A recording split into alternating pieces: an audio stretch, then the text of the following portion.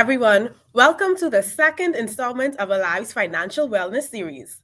Last week we spoke about budgeting, and this evening we'll be speaking about the importance of having an emergency fund. I'm Lakeisha Rolle, financial coach at Drewber Solutions, certified financial education instructor, personal finance teacher, and the CEO and founder of the Financial Academy. Drewber Solutions is a local financial consultancy firm that is focused on empowering persons to take control of their life, their finances, their business, and also their career. At Drewber Solutions, we specialize in financial planning, business planning, career planning, and social entrepreneurship. Just a little bit about myself before we begin. My personal finance journey began when I was actually 15 years old as a full time college student earning $5 an hour. So that's just a little bit about me. And during that experience, I learned that financial literacy is a basic life skill that everyone should possess early in life. And so this is why financial literacy is so important. So last week, my colleague Kelly, she spoke briefly about having an emergency fund and saving for unplanned expenses. And this is so important in life. So this evening, I'll be speaking about the importance of having an emergency fund or an e-fund. And we will take a look at exactly what an emergency fund is, where an emergency fund should be stored, what should be contained in it, how much money, and also how you can begin to build your personal emergency fund. So that is also important as well. And over the years, I've found that when it comes to your personal finances, you must remain consistent and committed and choose to make financial choices that actually add value to your financial future. And having an emergency fund is definitely one of them.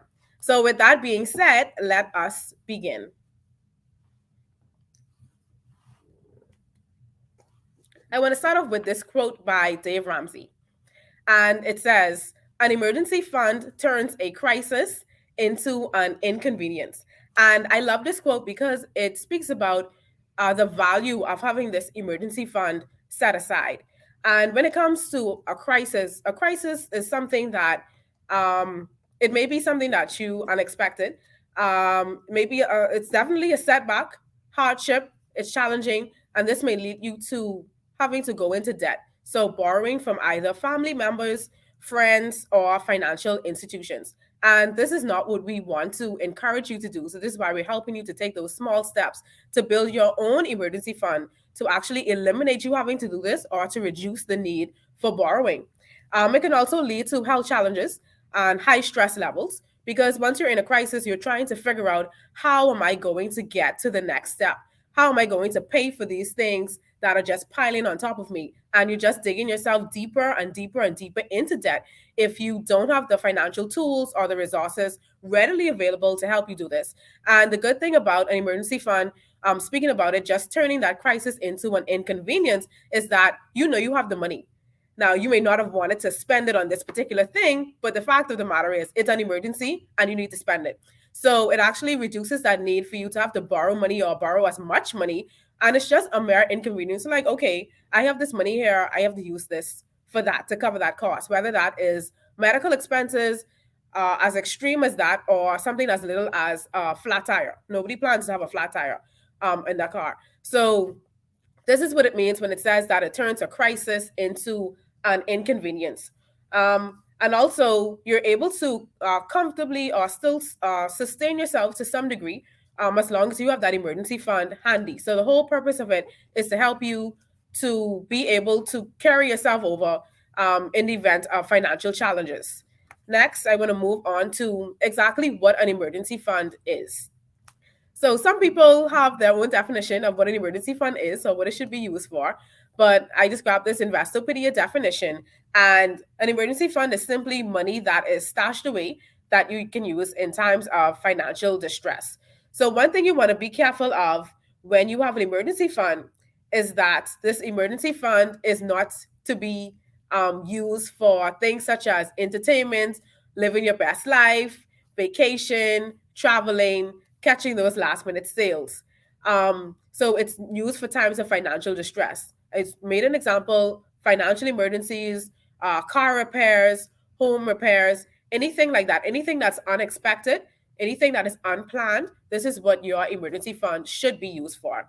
It also acts as a financial safety net for future mishaps and or unexpected expenses. So anything can happen at any time, and you have to be as prepared as you can. So you may not be all the way prepared, fully prepared, but definitely you would be proud of yourself that you are actually taking those small steps to getting there. So having something set aside is definitely better than having nothing set aside at all. Another thing, persons love to ask, so how much money should I have in my emergency fund?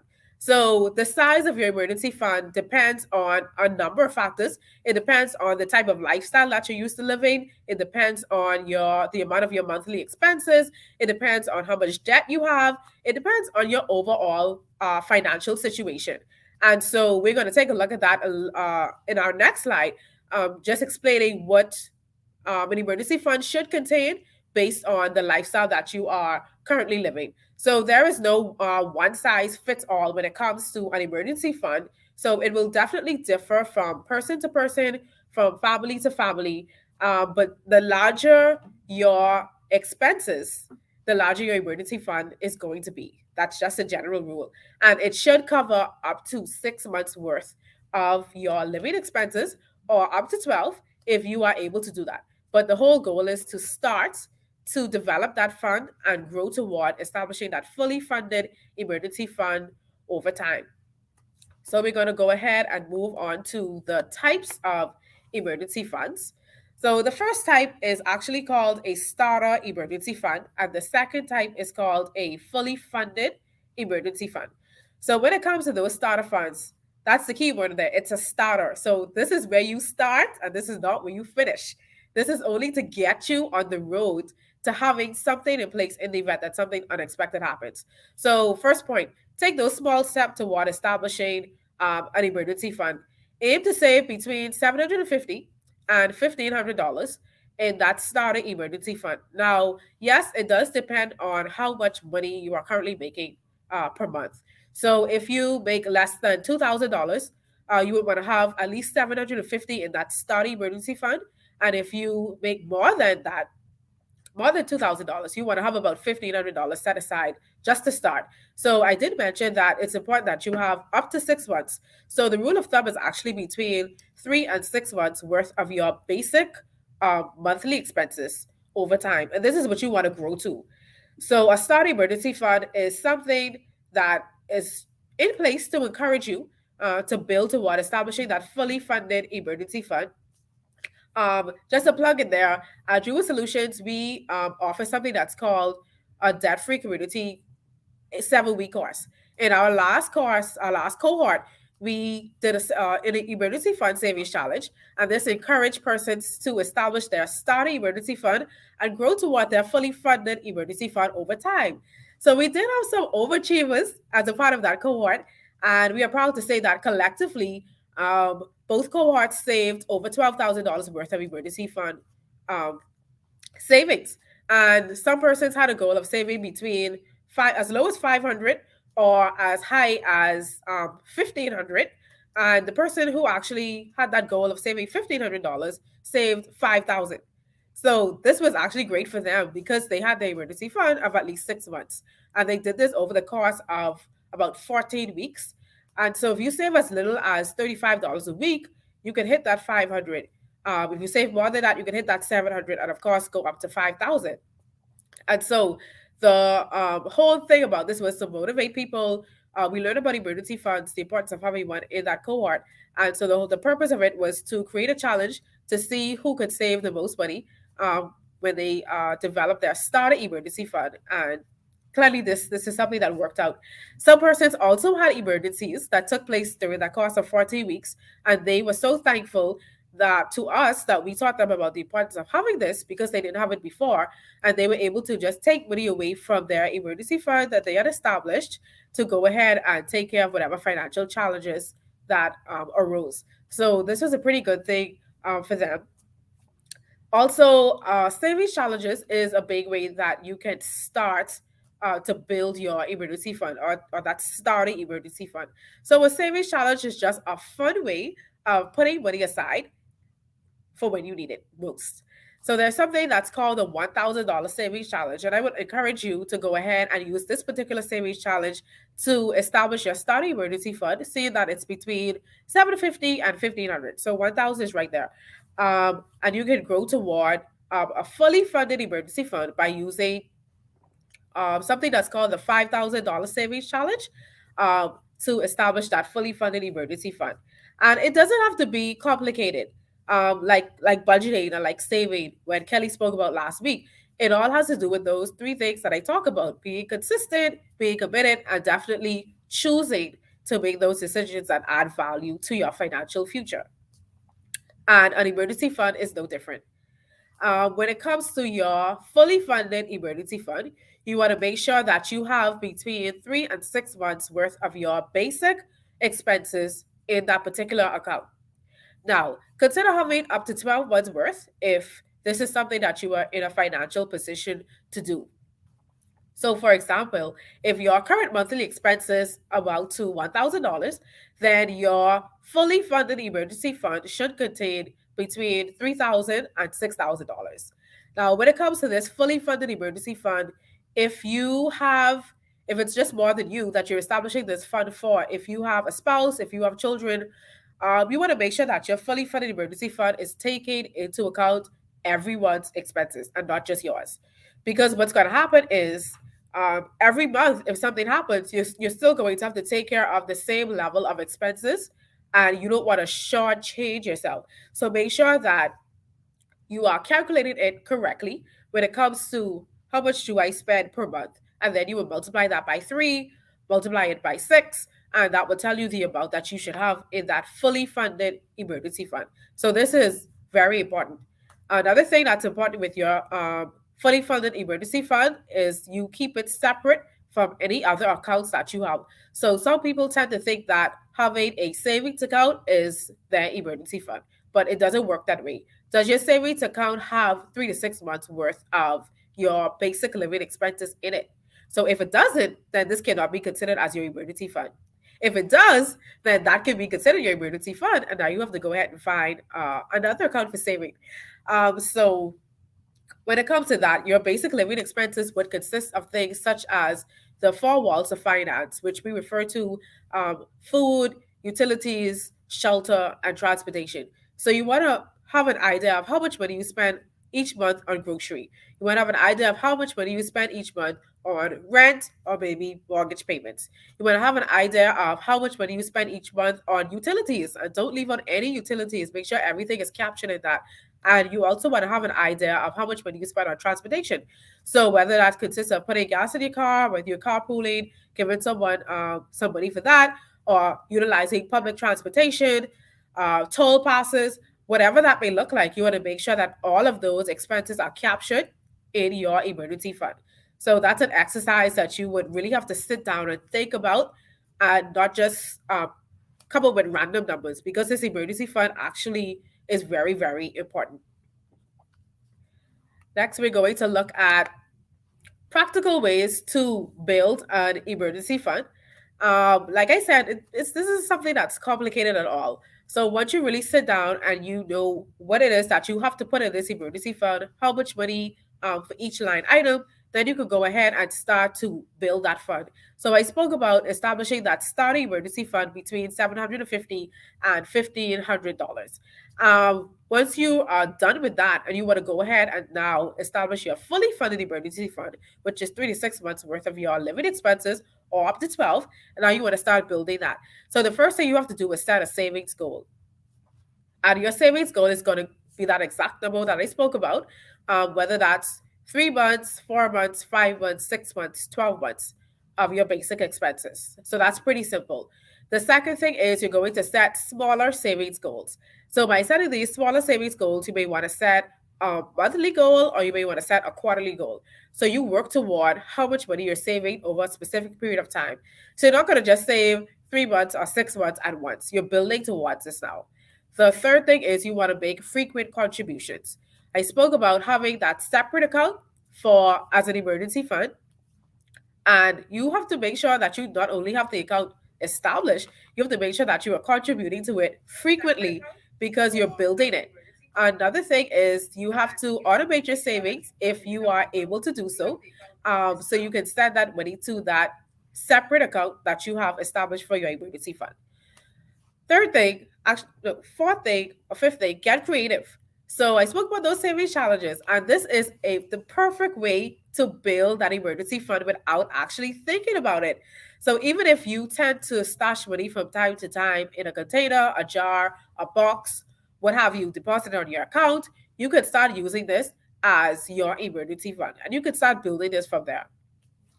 Another thing is you want to set a start date and an end date. So you want to know exactly which period are you going to build this emergency fund for and how much you should have at the end of the day. And this is where that goal comes in. And in particular, this is where that SMART goal comes in. So if you know at the end of the year, you want to have, let's say, for example, $12,000 in an emergency fund because your monthly expenses are $1,000 and you want to build that fund up to 12 months, then you would say, okay, I'm going to start on January 1st and I'm going to end on December 30th, just before the year ends.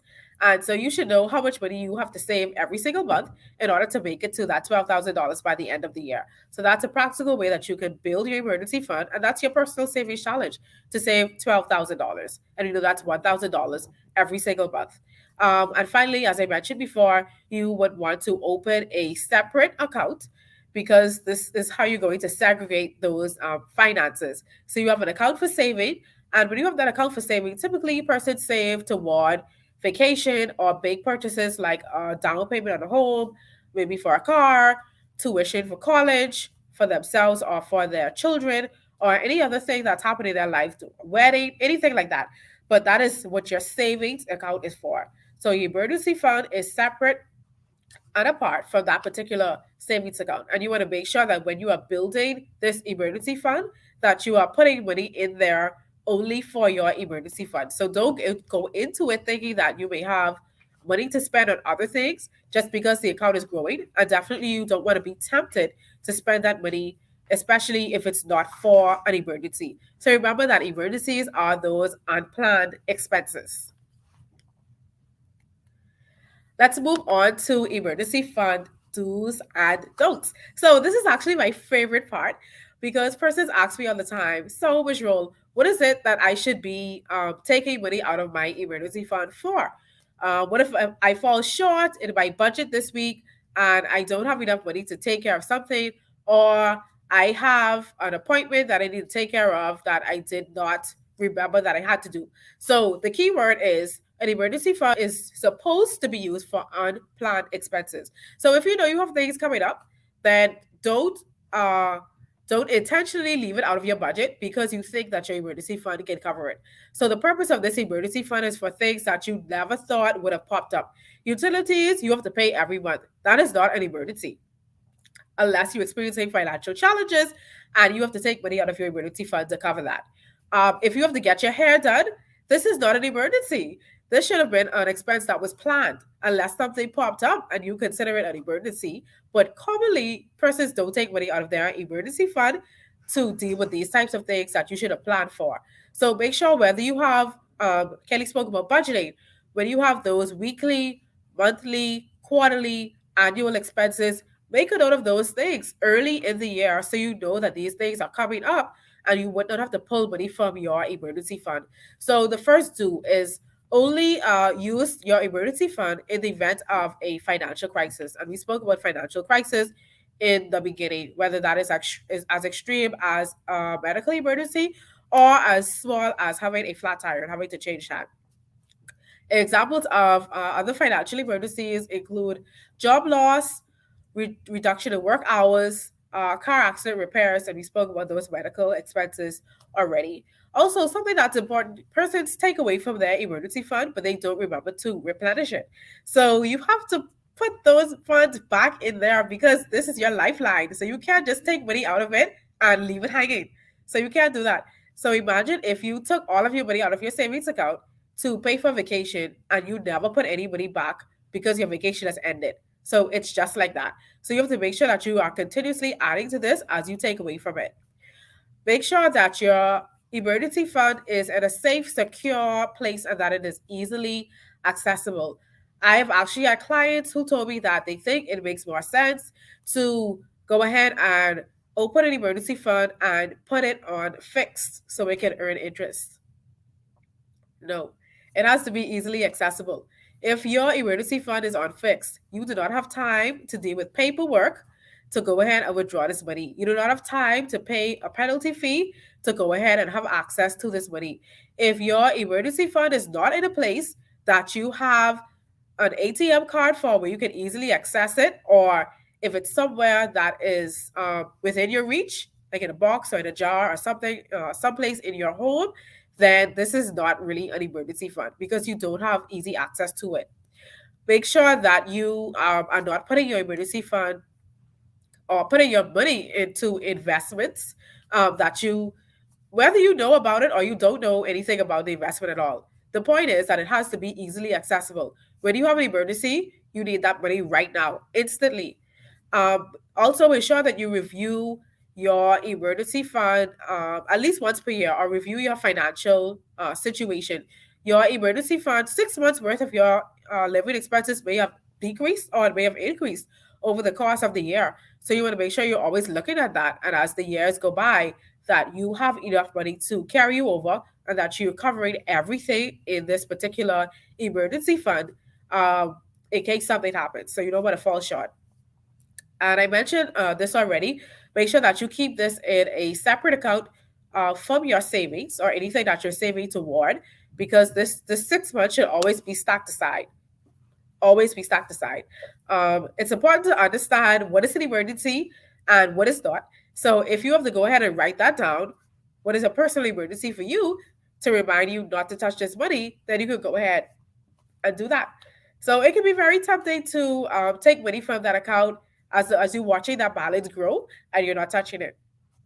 I saw a meme on social media a few weeks ago and it said, I'll put money in my savings so I don't spend it. So we're going to switch it around. We're going to say, I'll put money in my emergency fund so I don't spend it. And then the person turns around and say, ooh, money.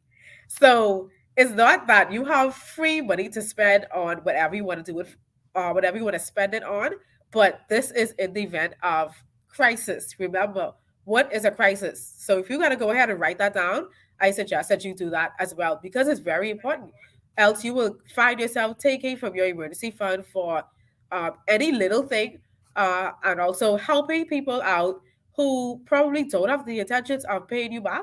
So you want to be very careful about that because, like I said, this is your lifeline. This is a buffer. This is something that's supposed to carry you over in the event of your particular financial crisis or emergency. Also, be careful. I spoke about uh, using your emergency fund to lend people money who's not going to pay you back. So be careful of those persons that continuously ask for money because they may know you have it. They probably know you have an emergency fund, but you have to remember to ask yourself: is this a crisis?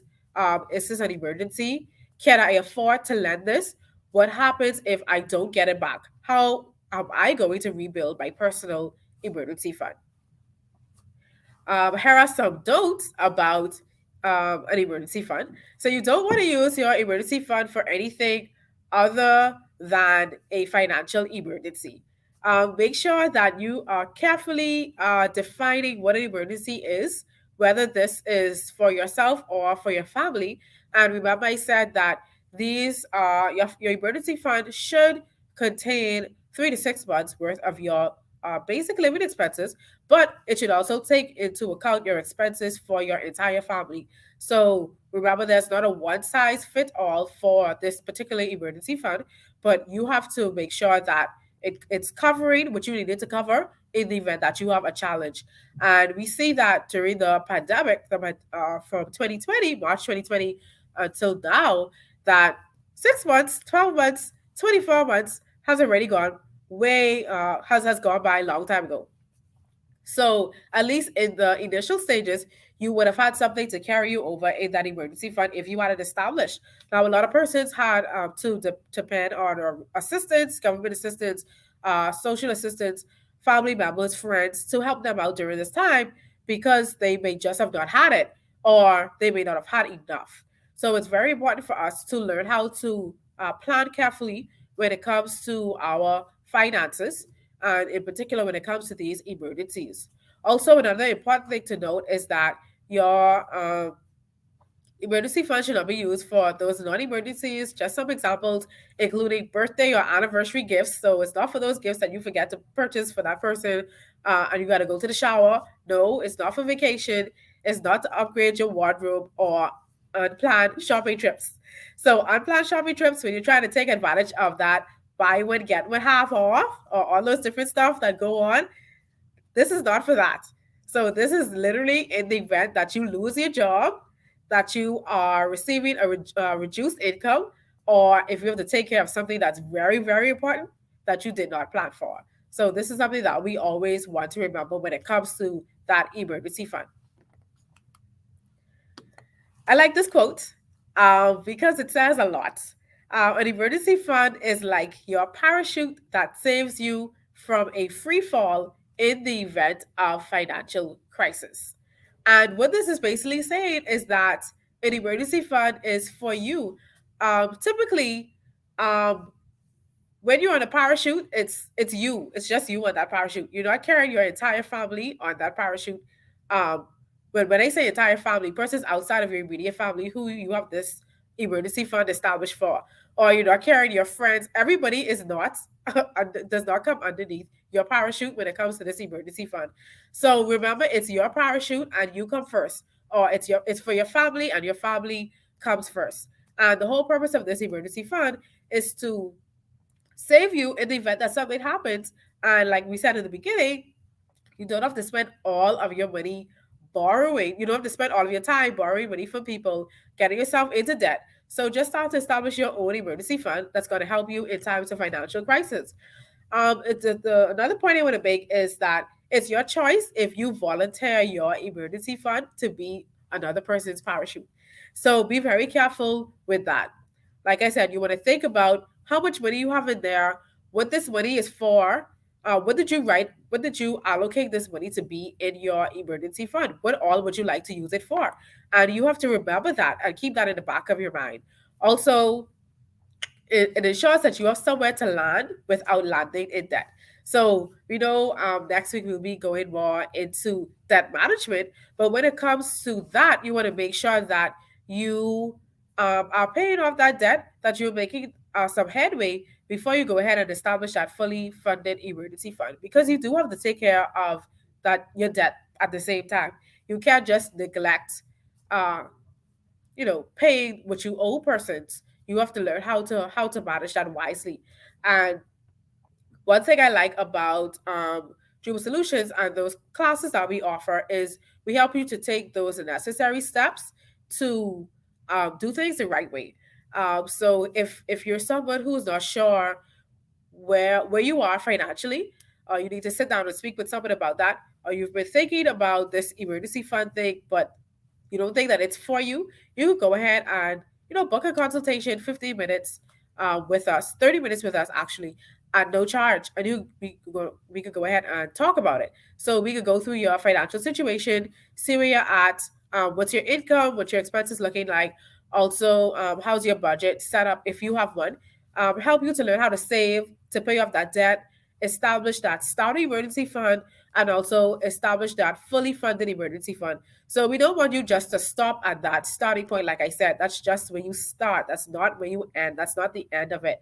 And definitely help you walk through the rest of that process. And also, along with those things, after you've established that fully funded emergency fund, then we also walk you through if you're interested in exploring additional income generating opportunities such as real estate, investments. We also walk you through that process, and we help you just to, like we mentioned in the beginning, just to help you to stay on that right financial foot, manage your debt, and ultimately we want to help you live your best financial life. And when it comes to this emergency fund, it definitely helps you to do that, because like this quote says, an emergency fund is like your parachute that saves you from free fall in the event of financial crisis. And it's very important that we understand and we remember what a financial crisis is. Yes, it's something that is unplanned. Yes, it's something that can cause serious stress, financial anxiety. It can cause your health, it can bring on health challenges as well. But if we are a little bit prepared, that is better than not being prepared at all. So remember that an emergency fund is something that turns a crisis into an inconvenience. And it's definitely important that you are prepared as best as you can be. So no one plans for these emergencies, but if you have that emergency fund, it's definitely going to make your life a little bit easier in times of financial crisis. So right now we're going to go ahead and entertain any questions. Well, first of all, I want to just share our contact information with you. You can contact us at 427-8025. You can also send us an email at info@drewbersolutions.com. That's our general inbox. And you can also send me an email at lakeisha@drewbersolutions.com. We'd also like you to visit our website, www.drewbersolutions.com, where we have numerous resources available on there for you to help you to get on the right financial foot and also book a session with us, enroll in our courses as well. And our office is located at InQ Desk on Chesapeake Road. Also, please follow us on social media. We're on Facebook and Instagram as Drewber Solutions.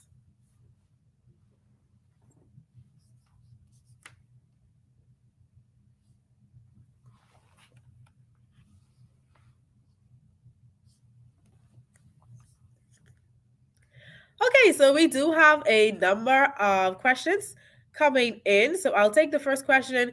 Is the car still available? So yes, so the Drewber Debt Free University, or DFU as it's called, or Debt Free Community, this is offered twice a year. So the next cohort actually begins in March.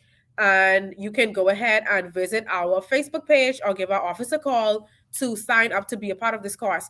And I didn't mention the course is absolutely free. So you get 7 weeks of financial information to help you to get on that right foot and to become debt free. That's our ultimate goal, to help you become debt free. And so definitely you can still enroll in that, and you can go ahead and get started with that. So the next cohort, like I said, in March, and we also have one in September. So that's the two cohorts that we have every year, and it's a 7 week free course that's conducted virtually, so via Zoom, every Wednesday at 7 p.m. Another question: is it possible to have the information sent to your email? Um, can you confirm which information are you speaking about? If you want additional information about the Drewber Debt Free Community, you can go ahead. You can send us an email, or you can drop your email in the chat, and we will grab that for you.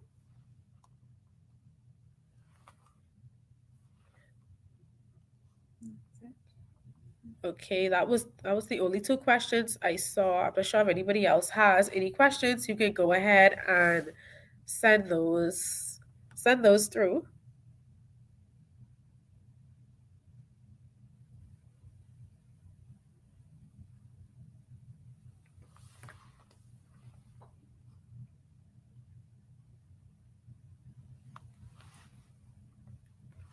So while I'm waiting on a few more questions, I just want to encourage you to catch that recording from last week where Kelly Fowler spoke about budgeting. She also spoke about the importance of saving. And also next week, we'll be taking a look at debt management with our CEO, Nathaniel Butler. So you don't want to miss out on that session as well. So thank you everyone for tuning in. I'm not seeing any more questions on the side. Okay, so just want to repeat our contact information for you. So our number is 427-8025. And our email is info@drewbersolutions.com, or you can send me an email at lakeisha@drewbersolutions.com. And please don't forget to visit our website, www.drewbersolutions.com, and follow us on social media at Drewber Solutions on Facebook and Instagram.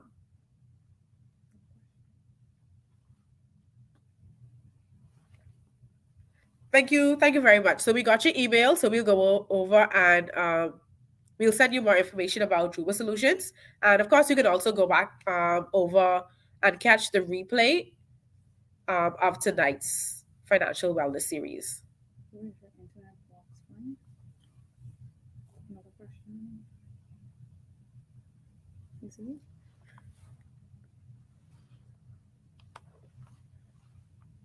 Okay, Miss Curry, someone from ALIV will go ahead and respond to you privately.